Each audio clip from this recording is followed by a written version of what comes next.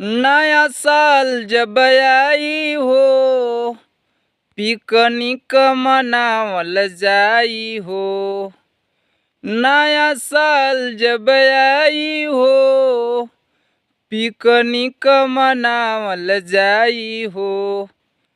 5 kilo मुर्गा मंगावल जाई भाई हो।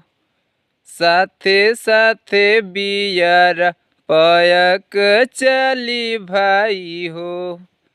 साथे साथे बियर पयक चली भाई हो।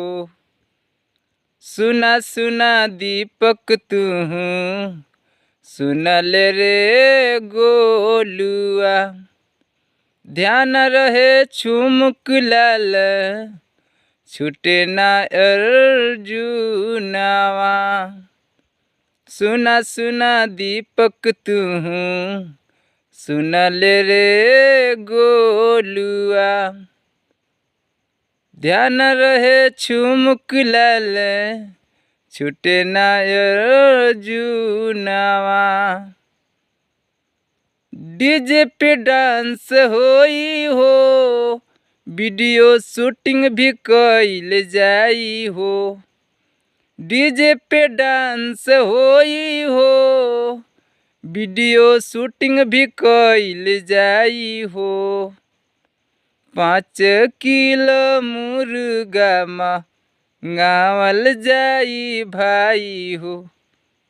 साथे साथे बियर पयक चली भाई हो।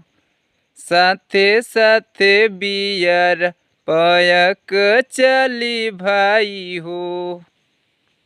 अच्छा भाई लोग, ये हमार गीत आप सबके पसंद आइल हुई तो गीत के लाइक कमेंट शेयर और इस चैनल पर नया हो खब तो चैनल के ज़रूर सब्सक्राइब करें।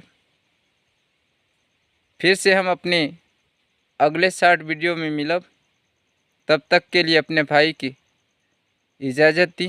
जय हिंद, जय श्रोता।